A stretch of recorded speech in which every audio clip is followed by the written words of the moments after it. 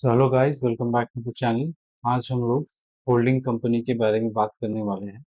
ये एक बहुत इम्पोर्टेंट चैप्टर है सेमेस्टर 6 में बीकॉम ऑनर्स के लिए।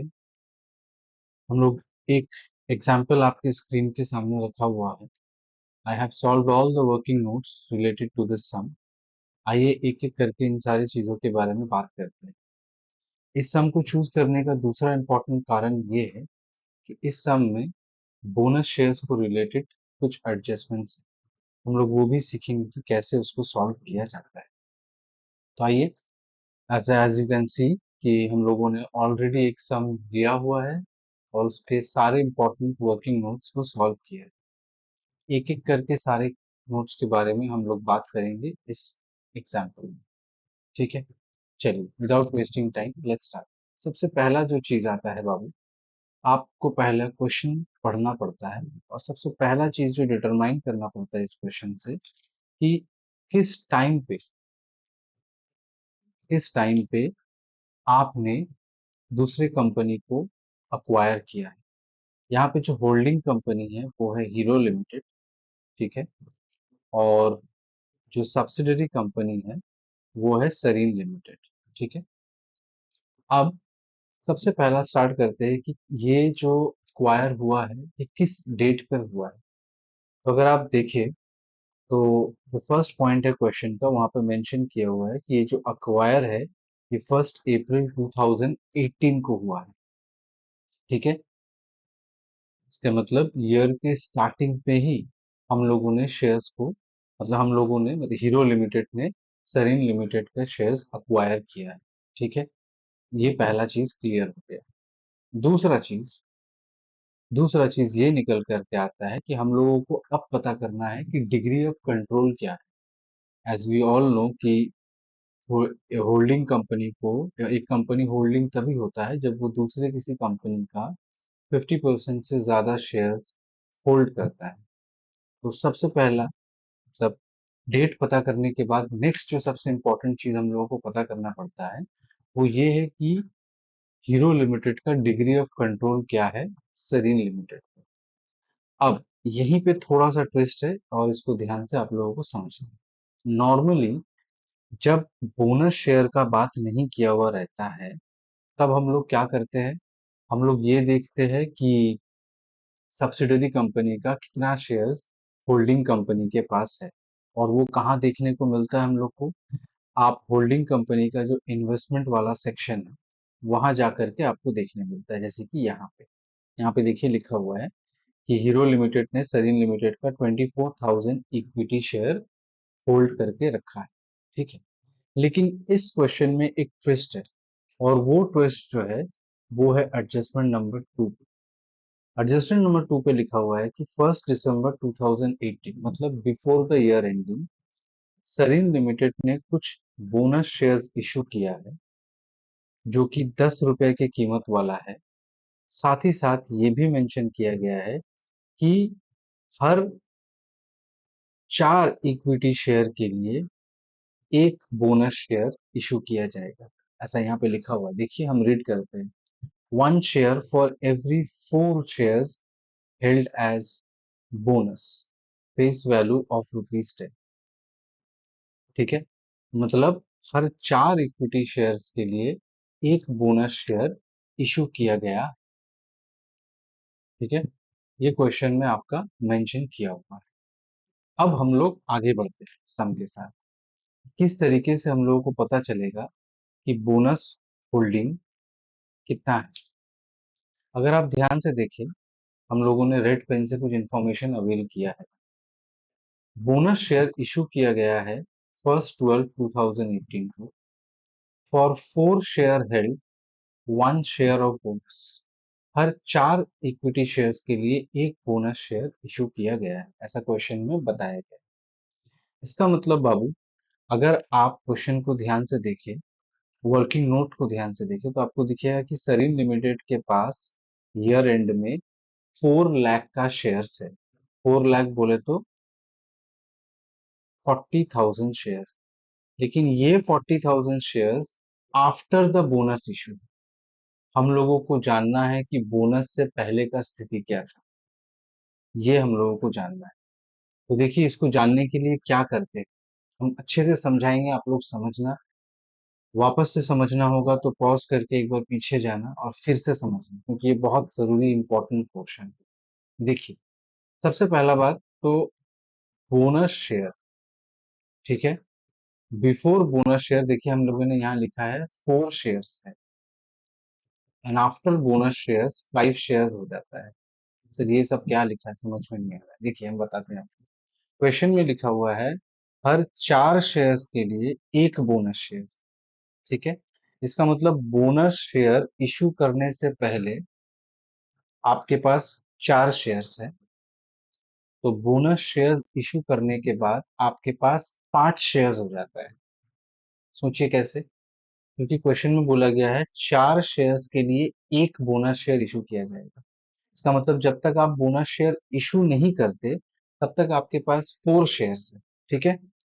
जैसे ही आप बोनस शेयर इशू करोगे उस 4 शेयर के अगेंस्ट पे एक नया बोनस शेयर इशू हो जाएगा, तो टोटल कंबाइन होके बन जाएगा 5 शेयर्स। हमने यहाँ पे मेंशन किया है, देखिए, before bonus shares there was 4 shares, लेकिन बोनस शेयर इशू करने के बाद ये 5 हो जाता है। क्यों? क्योंकि हम लोग हर 4 इक्विटी शेयर के लिए एक बोनस शेयर इशू कर रहे हैं। इसका मतलब बोनस इशू होने के बाद ही इक्विटी शेयर्स जो है वो 5 बन जाएगा। 4 इक्विटी और एक बोनस, टोटल मिलकर के 5 बन जाएगा, ठीक है। अब ये जो क्वेश्चन में 4 लाख शेयर्स शरीन लिमिटेड के पास है, मतलब 40,000 शेयर्स है, ये आफ्टर बोनस इशू। हम लोगों को पता करना है कि बोनस इशू से पहले कितना था। कैसे पता करोगे बेटा? एकदम इजी है। देखिए हमने यहाँ पे वर्किंग करके रखा है ब्लू पेन से, आपको दिख रहा होगा कि 40,000 जो है वो ईयर एंड में शरीन लिमिटेड के पास 40,000 शेयर्स है, इंटू 1/5। अब आप पूछिए सर 1/5 कहाँ से आ गया? 1/5 इसीलिए आया क्योंकि हम लोगों ने अभी क्या सीखा, हर 4 शेयर के लिए एक bonus share, that comes to 5, ठीक है। तो जो ये 40,000 है उसको हम लोग मल्टीप्लाई किए 1/5 से, उसको हम लोगों ने मल्टीप्लाई किया 1/5 से। ऐसा क्यों? 5 है the total number of shares after the bonus issue, और जो 1 है वो रिप्रेजेंट करता है कि हर 4 शेयर के लिए आपने कितना बोनस शेयर इशू किया। सिमिलरली अगर थोड़ा सा हटकर समझते हैं, मान लीजिए क्वेश्चन में लिखा रहता हर 5 इक्विटी शेयर्स के लिए 3 बोनस शेयर्स। इसका मतलब जब तक आप बोनस शेयर इशू नहीं करते तब तक आपके पास 5 शेयर्स है, लेकिन जैसे ही आप बोनस शेयर इशू करते हो तो उसमें 3 और एड ऑन हो जाता है, और टोटल शेयर 8 निकल करके आता है, ठीक है। टोटल 8 शेयर निकल करके आता है, क्योंकि जैसे आप बोनस शेयर इशू करना शुरू करोगे, हर 5 इक्विटी शेयर के लिए 3 बोनस शेयर है, तो 5 इक्विटी शेयर तो पहले से आपके पास था, वो 3 एक्स्ट्रा एड ऑन हो गया और आपके पास अब टोटल में आ गया 8 शेयर्स, ठीक है। इसका कैलकुलेशन कैसे करते? अगर ये होता सम में, तो 40,000 is total number of shares year ending में सब्सिडरी कंपनी के पास, divided by 8, because that is the total number of shares after bonus issue, into 3, because 3 is the bonus issue, ठीक है। ऐसा करने से हम लोगों को ये पता चल जाता है कि इस 40,000 के अंदर कितना बोनस इशू है, ठीक है। जैसे अगर इसको हम लेते तो ये निकल करके आता 15,000, ठीक है। लेकिन अपने गिवन एग्जाम्पल में जो इस वीडियो में हम एक्सप्लेन कर रहे हैं उस पे 1 है, ठीक है। उस पे 1 है क्योंकि हर 4 शेयर के लिए एक बोनस शेयर है, तो दैट्स वाई इट इज 1/5, ठीक है। अपने इस एग्जाम्पल में ये था 3/8, क्योंकि 8 है टोटल नंबर ऑफ शेयर्स और 3 है number of bonus shares.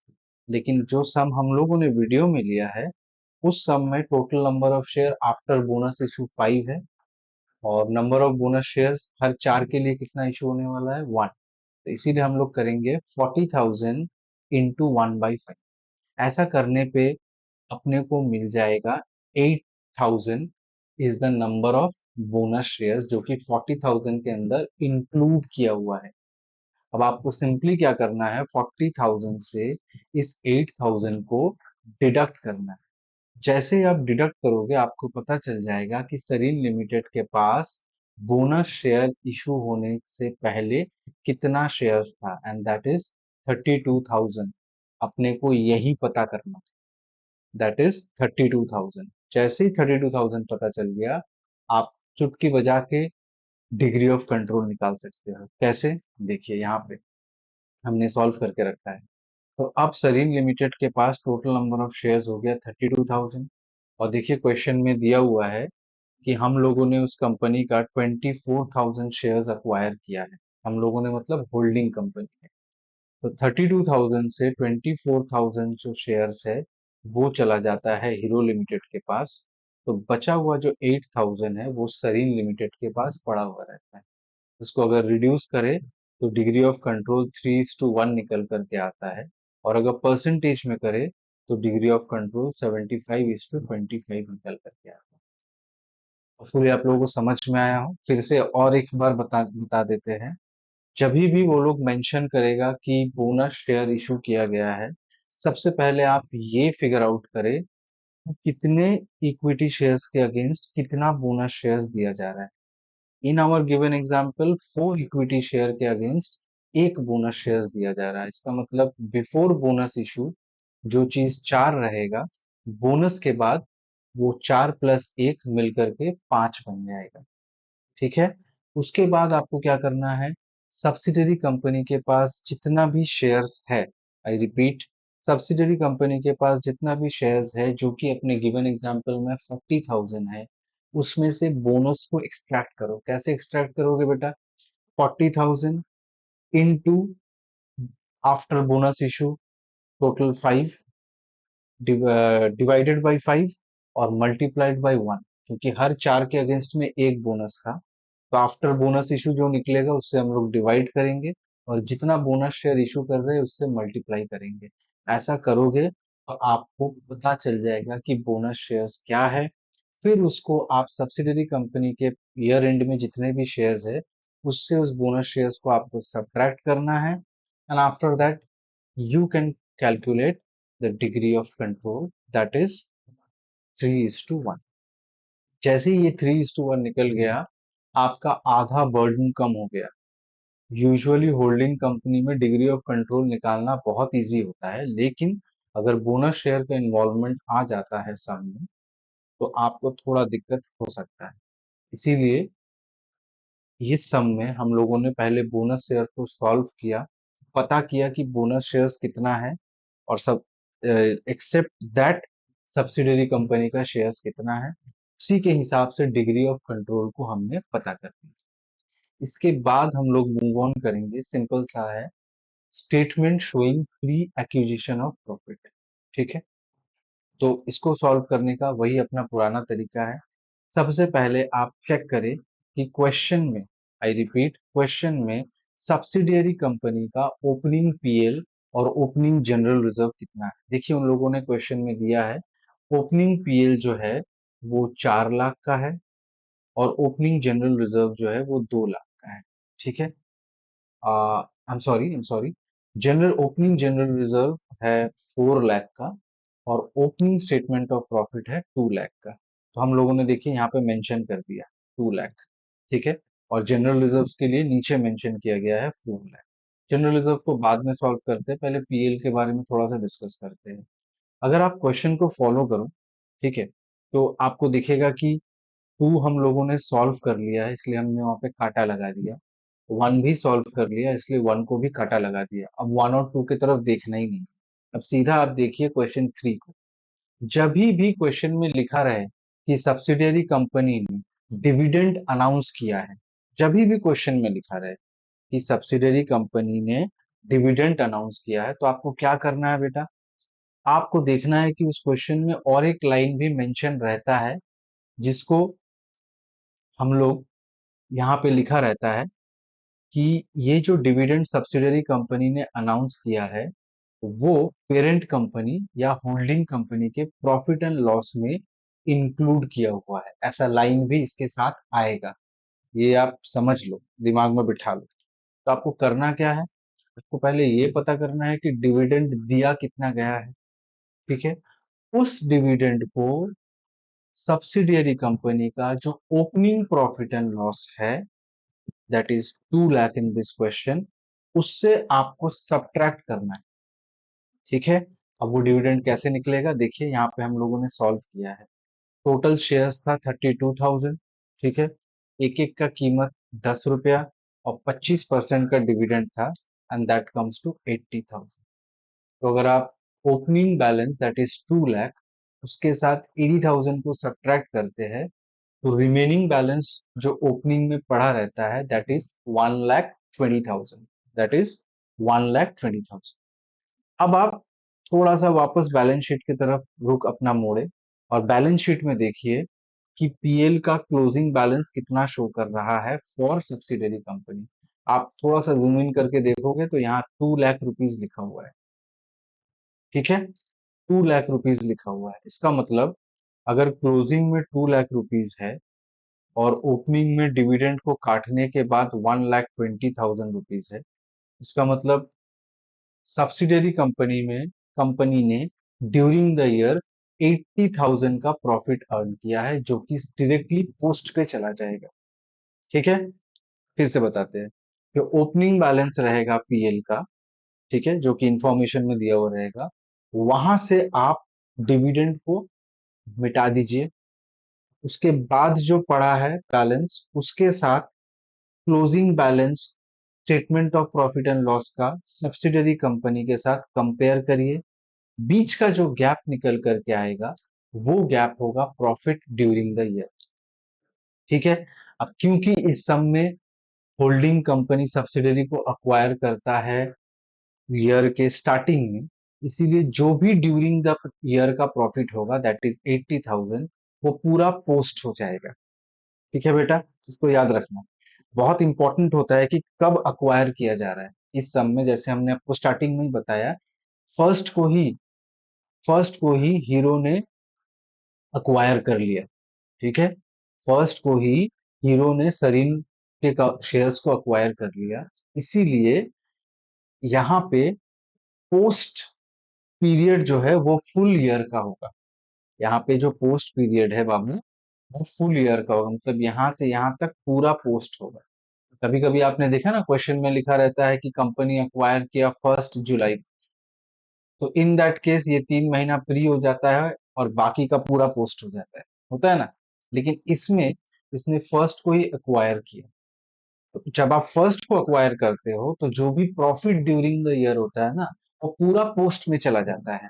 I repeat, जब आप फर्स्ट में अक्वायर करते हो, जो भी प्रॉफिट ड्यूरिंग द ईयर होता है, वो पूरा पोस्ट पे चला जाता है। लेकिन अगर आप ईयर के बीच में कभी अक्वायर करते हो, तो जो प्रॉफिट ड्यूरिंग द ईयर होता है उसका फिर से बंटवारा होता है प्री और पोस्ट। लेकिन इस सम में क्योंकि हमने फर्स्ट को ही अक्वायर किया है, तो बेटा जी ये देखिए, ये जो 80,000 निकल करके आया ना, ये पूरा पोस्ट के लिए चला गया।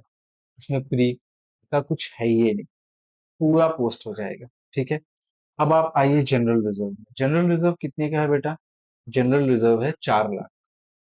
आपको पता है ना कि आप लोगों ने बोनस शेयर इशू किया है, कितना बोनस शेयर इशू किया है, 8,000 बोनस शेयर। देखिए यहाँ से निकाला था हम लोगों ने, ये 8,000 बोनस शेयर इशू किया है। अब एक एक शेयर का कीमत है 10 रुपया, तो इसका मतलब आपने अपने फ्री रिजर्व से 80,000 को यूज करके बोनस शेयर इशू किया। लोग पता है ना बोनस शेयर क्या होता है, बोनस शेयर्स के लिए सामने वालों को पैसा नहीं देना पड़ता, बिकॉज कंपनी अपनी फ्री रिजर्व्स या प्रॉफिट्स को यूज करके ही बोनस शेयर इशू करता है। इस क्वेश्चन में मेंशन नहीं किया गया है कि बोनस शेयर कहाँ से इशू हुआ है, लेकिन क्वेश्चन में जनरल रिजर्व है, तो आप ये मान करके चले कि जनरल रिजर्व से ही उस बोनस शेयर का पैसा को निकाला गया है। तो ये देखिए 4 लाख से अगर हम 80,000 गायब करते हैं, तो आंसर निकल करके आता है 3,20,000।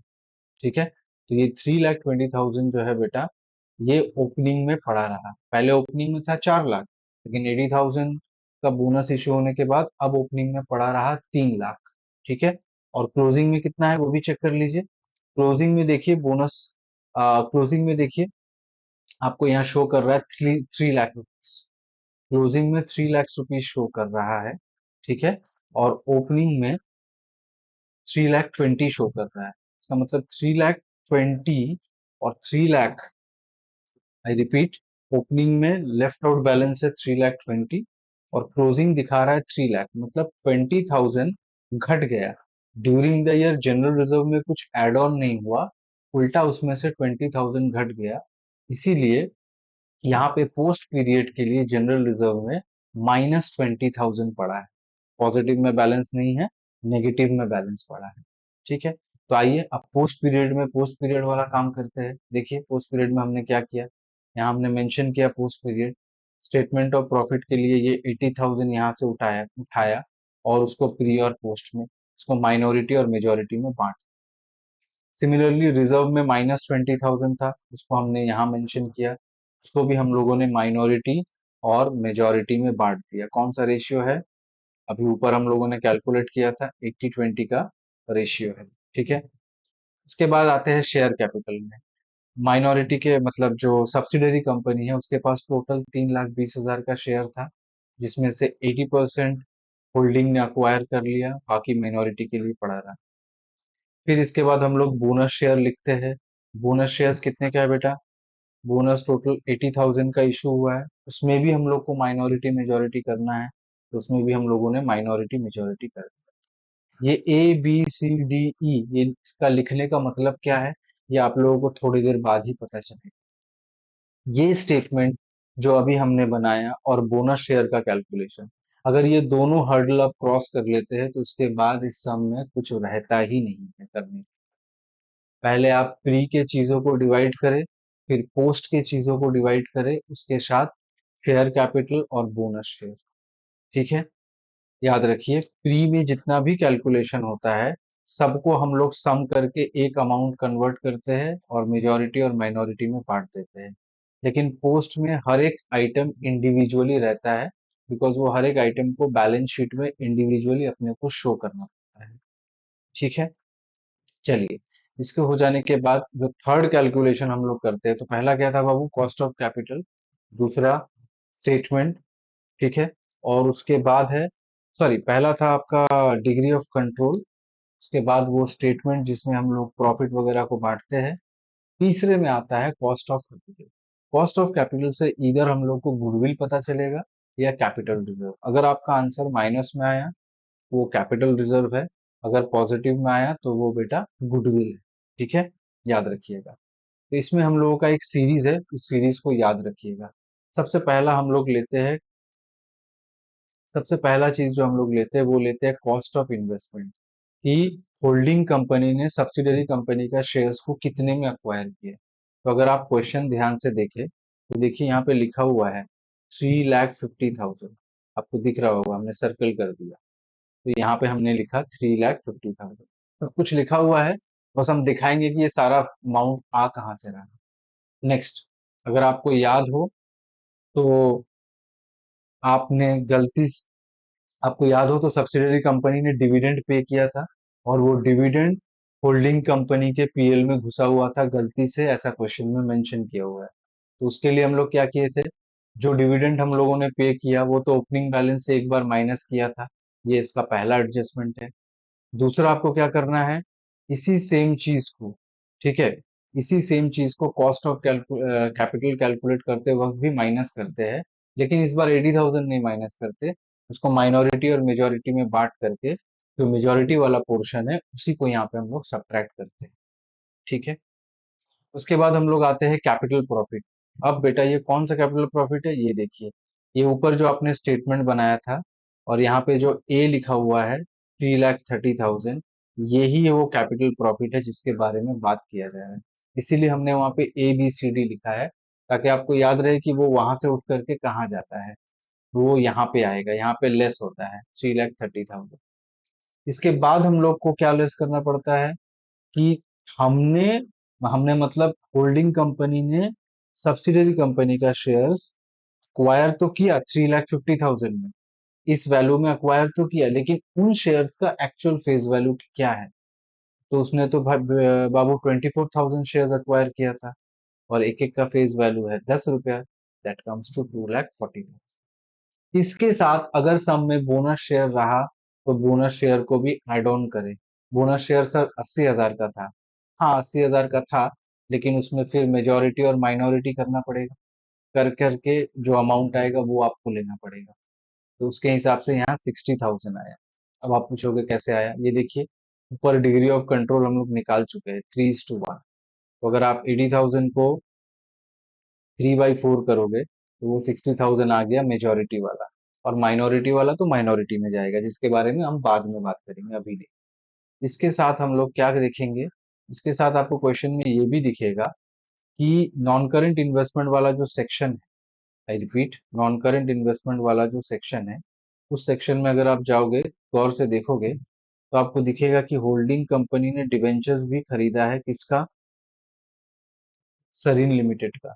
और वो डिवेंचर्स का कीमत था 80,000, लेकिन उसने खरीदा कितने में? 85,000 में। इसका मतलब उसको 5,000 का नुकसान हुआ। तो वो 5,000 भी यहीं से सब्ट्रैक्ट होगा। इतना सब कुछ करने के बाद जो आंसर निकल करके आता है बेटा, वो माइनस में आ रहा है। कैलकुलेट करके देख लेना। पहले हमने आपको बताया था, अगर माइनस में आता है तो उसको हम लोग कैपिटल रिजर्व बोल करके मेंशन करते हैं। अगर पॉजिटिव में आता तो उसको गुडविल बोल करके मेंशन करते हैं। ठीक है, तो 3 स्टेप हम लोगों ने सीख लिया। पहले डिग्री ऑफ कंट्रोल, जिसमें जनरल रिजर्व का, उसमें बोनस शेयर्स का एडजस्टमेंट किया। उसके बाद statement showing pre acquisition of profit, साथ ही साथ पोस्ट एक्विजिशन का भी काम में निपटा लिया। फिर हम लोगों ने कॉस्ट ऑफ कैपिटल भी सॉल्व कर लिया, जिसमें से कैपिटल रिजर्व निकल करके आया। अब हम लोग क्या करेंगे, हम लोग होल्डिंग कंपनी का जो जनरल रिजर्व और statement of profit and loss का बैलेंस है, उसको कंसोलिडेट करेंगे सब्सिडरी कंपनी के साथ। कैसे किया जाता है देखिए, वो भी हमने करके ही रखा है आपके लिए। आपको क्वेश्चन में दिख जाएगा कि होल्डिंग कंपनी के पीएल में 2,50,000 है, और जनरल रिजर्व में 2 लाख है।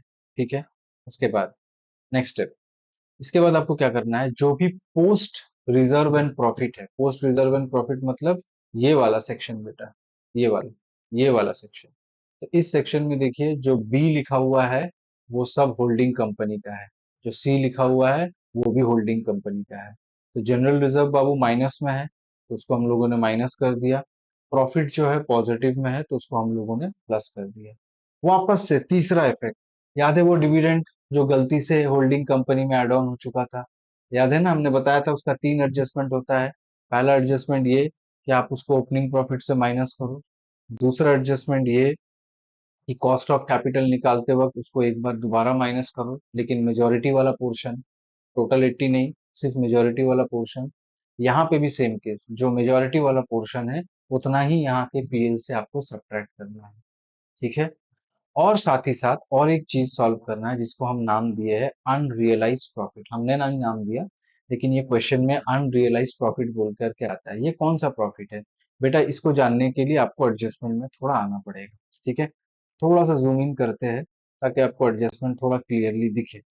अगर आप ध्यान से यहाँ देखो तो 1 2 का काम हो चुका है, 3 का काम भी हो चुका है, तो हमने इसको काट दिया। ठीक है, अब हम लोग आते हैं फिफ्थ नंबर में। देखिए फिफ्थ नंबर में क्या लिखा हुआ है कि किसी वक्त में जब ये लोग होल्डिंग और सब्सिडरी कंपनी नहीं हुआ करता था, तब creditor of Sareen includes 1 lakh of goods supplied by Hero. तो जब इन लोगों में पेरेंट और सब्सिडरी का रिलेशन नहीं था, तब हीरो लिमिटेड ने सरीन लिमिटेड को 1 लाख रुपए का सामान बेचा था, एट अ प्रॉफिट ऑफ 10,000। 10,000 के प्रॉफिट को मेंटेन करके 1 लाख रुपए का सामान भेजा। लेकिन अब जैसे ही ये लोग आपस में पेरेंट और सब्सिडरी का रिलेशनशिप एस्टेब्लिश हो गया है, तब एक दूसरे के ऊपर से कमाया हुआ प्रॉफिट को हम लोग बुक से डिडक्ट करते हैं। आई रिपीट, एक दूसरे के ऊपर कमाया हुआ प्रॉफिट को हम लोग बुक्स से डिडक्ट करते हैं। कैसे डिडक्ट करते हैं बेटा, देखिए, इसको डिडक्ट करने के लिए जो कैलकुलेशन है, जो नेसेसरी कैलकुलेशन है, वो भी हमने यहाँ पे कर रखा है। ये देखिए बेटा, ये है आपका कैलकुलेशन। ध्यान से देखिए, सबसे पहला, सबसे पहला तो ये पता करिए कि प्रॉफिट परसेंटेज क्या है। हीरो ने 1 लाख का सामान बेचा था सरीन को, और उसमें 10,000 का प्रॉफिट मेंटेन किया था। इसका मतलब प्रॉफिट परसेंटेज जो है बेटा वो है 10%। ठीक है। Come back to the question again. Come back to the question again. देखिए क्वेश्चन में वापस हम आ गए, और क्वेश्चन में वापस आने के बाद देखिए यहाँ पे क्या लिखा हुआ है क्वेश्चन में। क्वेश्चन में क्लियरली लिखा हुआ है कि half of the good still in stock of Sareen limited. मतलब हीरो ने जो सरीन को सामान बेचा था, उसमें से सरीन के स्टॉक में अभी भी आधा सामान पड़ा हुआ है। तो इसका मतलब उस आधा सामान में वो प्रॉफिट एलिमेंट भी घुसा हुआ है, जो हीरो ने सामान बेचते वक्त मेंटेन किया था। अब अपने को क्या करना है, वो प्रॉफिट एलिमेंट को हटा लेना है। वाई? बिकॉज अब हीरो और सरीन एक दूसरे का होल्डिंग एंड सब्सिडरी का, अब इन दोनों में एक रिलेशनशिप एस्टैब्लिश हो चुका है। अपना ही कंपनी के ऊपर से प्रॉफिट कमाना, जैसे मतलब ये वही बात हो गया कि अब आप अपने राइट पॉकेट से पैसा निकाल के लेफ्ट पॉकेट में डाल, ऐसा नहीं किया जाता है। ठीक है। क्योंकि दोनों ही अब मतलब होल्डिंग कंपनी जो है, मतलब हीरो जो है वो सरीन का 75% तो अब अक्वायर कर ही रहा है ना। तो इसीलिए एक दूसरे के ऊपर से कमाया हुआ प्रॉफिट, और जबकि आप दोनों एक हो रहे हो 75% तक, समझदारी वाला काम नहीं होता है। इसीलिए उसमें से उस प्रॉफिट एलिमेंट को हटाना है। तो देखिए बेटा, उस प्रॉफिट एलिमेंट को हटाने के लिए हमने क्या किया, ज्यादा कुछ नहीं किया। ये एक सिंपल सा कैलकुलेशन है, इसको देखिए आपको समझ में आ जाएगा। क्या किया मैंने, मैंने ये पता किया कि उसके क्लोजिंग स्टॉक में उस 1 लाख का कितना पड़ा हुआ है। क्वेश्चन बोला है कि उस क्लोजिंग स्टॉक में उस 1 लाख का 50,000 पड़ा हुआ है। इसमें प्रॉफिट एलिमेंट है 10%। इसका मतलब ये 5,000, ये 5,000 है वो अनरियलाइज्ड प्रॉफिट। तो उस 5,000 को भी हम लोग यहाँ से क्या करेंगे, सब्ट्रैक्ट कर देंगे। और अल्टीमेटली ये पता चलेगा कि अब and in the end holding company के पीएल में कितना है, और होल्डिंग कंपनी के जनरल रिजर्व में कितना है। ठीक है। जैसे आप ये एडजस्टमेंट करते हो, आपको ये दिखेगा कि अब हम लोग को माइनॉरिटी इंटरेस्ट भी पता करना है। माइनॉरिटी इंटरेस्ट मतलब वो जो 25% सरीन लिमिटेड जो हीरो ने अक्वायर नहीं किया है।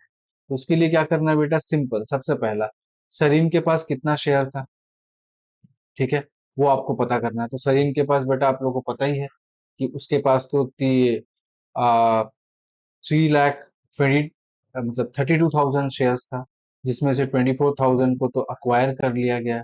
पड़ा है उसके पास कितना, 8,000 शेयर।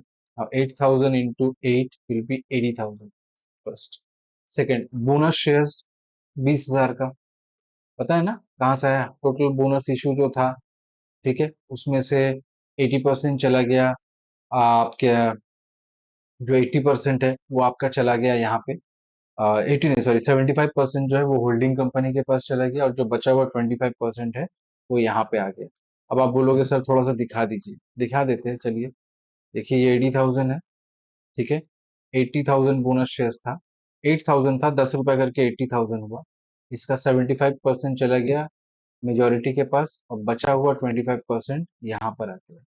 ठीक है, और वो कितना है, अगर आप देखें तो 80,000 का आप 25% करें, ठीक है, तो ये 20,000 निकल करके आता है, वो हमने यहाँ पे लिख दिया। प्री एक्विजिशन प्रॉफिट 1,10,000 है। सर कहाँ से मिला ये देखिए, यहाँ से आया 1,10,000। ठीक है। उसके बाद इसमें क्या है, पोस्ट एक्विजिशन प्रॉफिट 20,000। सर ये कहाँ से आया, ये देखिए यहाँ से आया पोस्ट एक्विजिशन। और पोस्ट जनरल रिजर्व कितना है, -5,000। और 80,000 शेयर कैपिटल का था, और 20,000 बोनस शेयर का था। मतलब ये पूरा जो सेट है, इसको आप नीचे ट्रांसफर कर दो, तो ये बन जाएगा माइनॉरिटी इंटरेस्ट। ठीक है बेटा। ऐसे करने के साथ साथ आपने सारा एडजस्टमेंट कंप्लीट कर लिया। अब आप आराम आराम से अपना बैलेंस शीट बना सकते हो। ठीक है। एक आध चीज और है, उसके बारे में भी डिस्कस कर लेते हैं। एक है म्यूचुअल इनडेप्थनेस, जो कि आपको क्वेश्चन में दिखेगा। यहाँ पे देखिए क्वेश्चन में आपको दिखेगा, हम थोड़ा सा जूम इन कर देते हैं। जब come to the end of the video, अब आपको क्लियरली थोड़ा सा और जूम इन करके दिखाने के लिए हम लोग थोड़ा सा इसको जूम इन कर देते हैं। तो देखिए, अगर आप जूम इन करते तो यहाँ आपको दिखेगा current account with Hero limited 50,000, ठीक है, और यहाँ लिखा हुआ है current account with Sareen limited 60,000। ठीक है। और क्वेश्चन में और एक चीज भी मेंशन किया हुआ है, a remittance of 10,000 by Sarin Limited to Hero Limited has not yet been adjusted in the books of Hero Limited। मतलब क्या है, ध्यान से देखिए। इसको म्यूचुअल इंडेप्थनेस बोलते हैं। अगर आप ध्यान से चीज को देखें तो कैसे म्यूचुअल इंडेप्थनेस, देखिए यहाँ पे लिखा हुआ है, a remittance of 10,000 by Sarin to Hero। मतलब सरीन जो है वो हीरो को 10,000 रुपया भेजा है। ठीक है। आई रिपीट, सरीन जो है वो हीरो को 10,000 रुपया भेजा है। अब अगर सरीन हीरो को 10,000 रुपया भेजता है तो इसका मतलब हीरो के पास जो ये 60,000 दिख रहा है, ठीक है बेटा, उस 60,000 से 10,000 रुपीज तो उसको सरीन से मिल जाएगा। इसका मतलब उसके पास पड़ा कितना है, 50,000।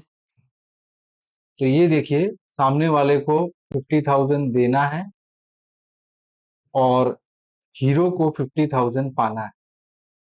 इसको हम लोग म्यूचुअल इंडेप्थनेस करके दोनों तरफ से 50,000 को लेस कर देंगे।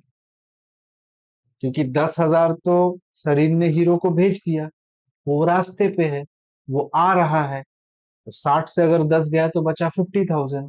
अब एक तरफ हीरो को 50 मिलेगा और एक तरफ सरीन को 50 देना है। तो ये म्यूचुअल डेप्थनेस में, इनडेप्थनेस में आ जाएगा।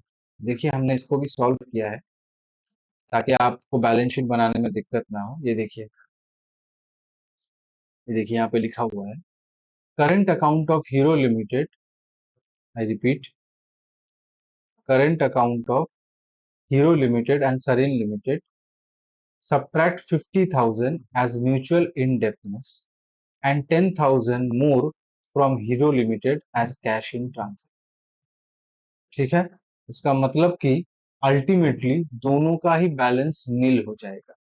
जब आप बैलेंस शीट बनाओगे दोनों का ही बैलेंस नील हो जाएगा। सर कैसे नील होगा, बताइए और एक बार क्लियरली। नील इस वजह से होगा क्योंकि देखिए आप म्यूचुअल इंडेप्थनेस बोल करके आप यहां से ये जो 50,000 है, ठीक है, इससे आप 50,000 लेस कर दोगे तो उसका करंट अकाउंट का बैलेंस नील हो गया। ठीक है। अच्छा, इसके अकाउंट में कितना पड़ा है, 60,000 पड़ा है। उस 60,000 से आप 10,000 इन ट्रांजिट बोल के लेस कर देना और 50,000 म्यूचुअल इंडेप्थनेस बोल के लेस कर देना। तो अल्टीमेटली ये भी जीरो हो गया। ठीक है। घूम फिर के इन दोनों का बैलेंस जीरो हो जाएगा और न्यू बैलेंस शीट में ये अपीयर नहीं होगा, लेकिन आपको वर्किंग में शो करना है। ठीक है बेटा। अब आगे बढ़ते हैं और एक लास्ट एडजस्टमेंट बचा है। आपको यहाँ दिख रहा होगा कि यहाँ लिखा हुआ है, creditor of Sareen limited include 1 lakh. ठीक है। मतलब सरीन लिमिटेड के क्रेडिटर में 1 लाख रुपीज घुसा हुआ है। ऑब्वियस बात है, ये 1 लाख किस लिए है, क्योंकि हीरो ने सरीन को गुड्स दिया था। इसका मतलब वापस से वही बात हो गया कि सरीन को 1 लाख रुपया हीरो को देना है और हीरो को सरीन से 1 लाख रुपया मिलना है। इसके लिए भी वही सेम उपाय करना है। क्या करना है, आप जाइए, इसको भी मैंने मेंशन किया है यहाँ पे, आप जाइए डेटर से 1 लाख रुपया साइड कर दीजिए, क्रेडिटर से भी 1 लाख रुपया साइड कर दीजिए। क्या बोल के साइड करोगे, डेप्थ ऑन ईच अदर। बस यही दो चीज, मतलब यही चीजों को आप एडजस्ट कर लोगे तो आपका नया बैलेंस शीट अच्छे तरीके से बन जाएगा। लेकिन पहले एडजस्टमेंट्स करना और उसके बाद आप बैलेंस शीट की तरफ अप्रोच करना। जनरल रिजर्व वाला एडजस्टमेंट अगर समझ में नहीं आया है तो आप कमेंट बैक बॉक्स में वापस बोल सकते हो मेरे को, हम और एक सम उसके साथ कर सकते हैं। फिलहाल के लिए सीयू ऑनर्स, बीकॉम ऑनर्स का 2015 वाला सम को भी अगर आप सॉल्व करें, वो भी इसी तरीके का ही है। होपफुली ये वीडियो आपके लिए बहुत हेल्पफुल रहा होगा। Any more problem you face, आप कमेंट बॉक्स में बता सकते हैं। I will definitely try to resolve it. Till then keep on practising, study hard. Thank you.